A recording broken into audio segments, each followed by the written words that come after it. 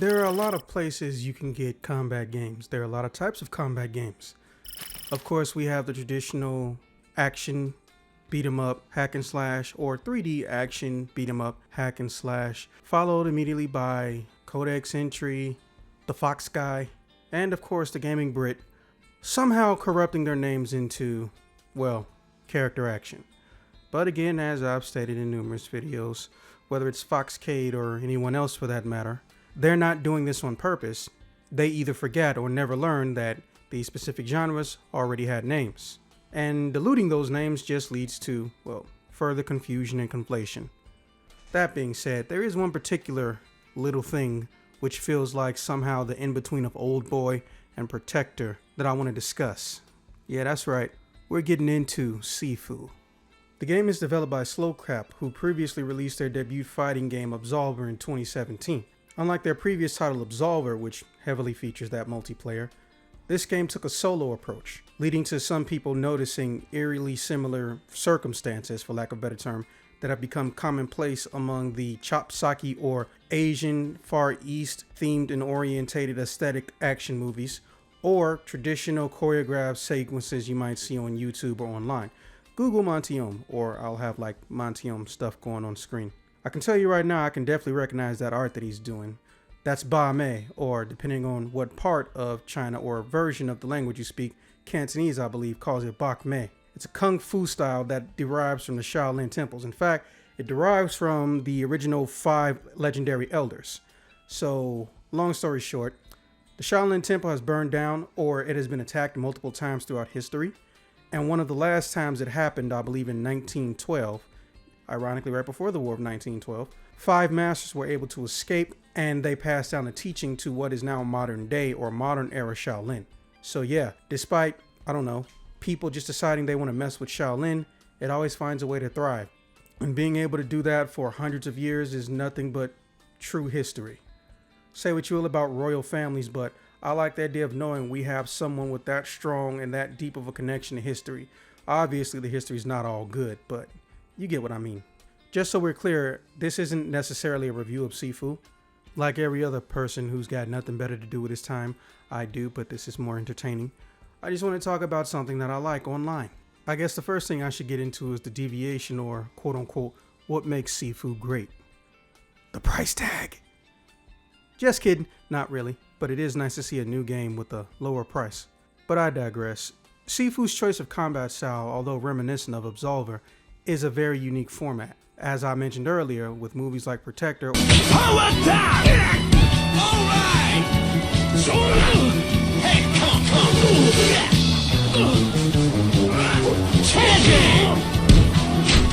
Power attack! Crack shield! Rising down!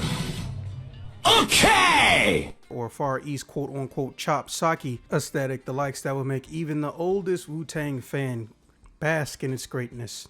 Although the game's length is, for lack of a better term, eerily reminiscent of an arcade formatting, make no mistake, the more technical and the more interest and the more things you unlock when it relates to your character, the more fun you're going to have and the more you're going to want to redo stages. Can you go through this whole entire stage without getting hurt? How fast can you do it? Is there a new path that I couldn't go through before because the enemies was clapping my cheeks a little too hard? The art style, unfortunately, I won't really get into because it depresses me a little bit. It's very woodcutter, and I know most people use the term cookie cutter, but woodcutter for me is a definition of an aesthetic that seems like, for lack of a better term, it was carved out of wood or it was shaped out of some form of clay, and it's just moving pieces of ceramic or moving pieces of wood. The coloring is very creative, but it's also very dim, and the color palette just, it doesn't interest me. However, make no mistake, there are moments when this thing shines. I won't give you too many details, but there's a boss who, for lack of a better term, you beat the entire museum art gallery up before you get to her, and when you get to her, various color changing aesthetics and also room alterations happen without you really knowing when or how it's going to kick in. The main character is an ambiguous male and or female with, well, literally the same moveset. Unfortunately, they missed a golden opportunity to allow more styles to be represented, but hey, that's what PC mods are for. They also put Tifa and Chun-Li in the game. Seriously, PC mod gods, I love you, I thank you. Let me throw my money at you. Your 3 basic food groups of action are Nightclub Fight Club, low income neighborhoods, and of course, some form of area that's a tower or it's in some type of a staircase setting. They got you covered. Even the story is, for lack of a better term, the definition of run of the mill. However, again, there's nothing wrong with refining what's already been given to you. Many people will write with a pen, but how many will create art with that same pen, with a brush? It just feels so good when you actually see someone being able to be creative. And for lack of a better term, a genre that was dominated primarily thanks to one man's input back in 2000 with Devil May Cry 1 or 1998 with Devil May Cry 1. Yes, Hideki Kamiya, the block god himself, is responsible for uplifting or remembering the joys of the beat 'em up from Beautiful Joe to Devil May Cry to Bayonetta, but that was still one framework. And almost anything in between there was either 2D, shout outs to River City Girls 2 coming out pretty soon, or it was some hodgepodge that's in the middle of trying to do what they did, a la the Tales of games, which, well, they're kind of like their own little subspecies at this point, but also they're an RPG, so they don't count. They're an RPG that features a combat system that is strongly reminiscent of the beat 'em up era. I get it, it's really cool. But a true evolutionary and revolutionary step has not been taken in almost 20 years. Don't get me wrong, I am not saying by any stretch of the imagination Devil May Cry 3, 4, and 5 are trash. I'm not saying Bayonetta 1, Bayonetta 2, and eventually Bayonetta 3 are some form of generic garbage. Far from it. What I'm telling you is that there's a set mold that they got comfortable with and they stayed in that mold. There are deviations on how the combat is handled, but they don't change the mold. Sifu didn't break the mold. Sifu respected the mold, learned from the mold, and now the student has become the Sifu. I got to throw in a pun. Although you can't always, beat everything day one, the first day you get it, you're gonna enjoy the journey. Your character ages over time, and the better you get, the younger you can stay. There are some benefits, but there are also some risks with getting old. You essentially become a glass cannon. But through multiple playthroughs, you're going to gain more abilities, more techniques, and also certain parry and other blocking and defensive related maneuvers are going to get enhanced, or you're going to gain access to. Essentially, this game's fun comes in its repetitiveness. If there truly was a downside, it's that more people don't know that this even exists.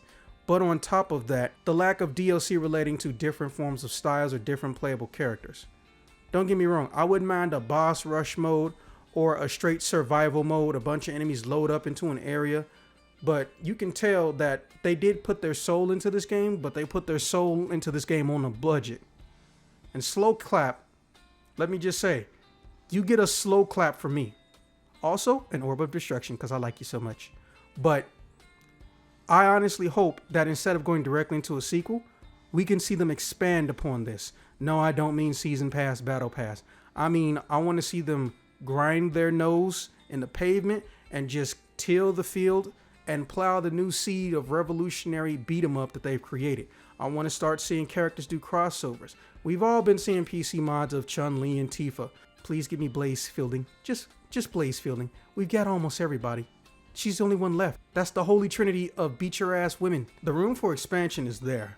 They could even make a hallway minigame if they wanted to. Honestly, there are some things wrong with this game, but they're so few and far between that I wouldn't be surprised if this game ended up on some people's permanent play, or it became one of those eternal games that people love to come back to and alter and mod, like a Kingdom Hearts game. It's only a matter of time before people start adding in their own moves or trying to completely emulate different other styles. I would love to see the Ninja Turtles get put in, but they fight with weapons, and the weapons don't break. But anyways, I just felt like giving my 2 cents since I'm in the aisle.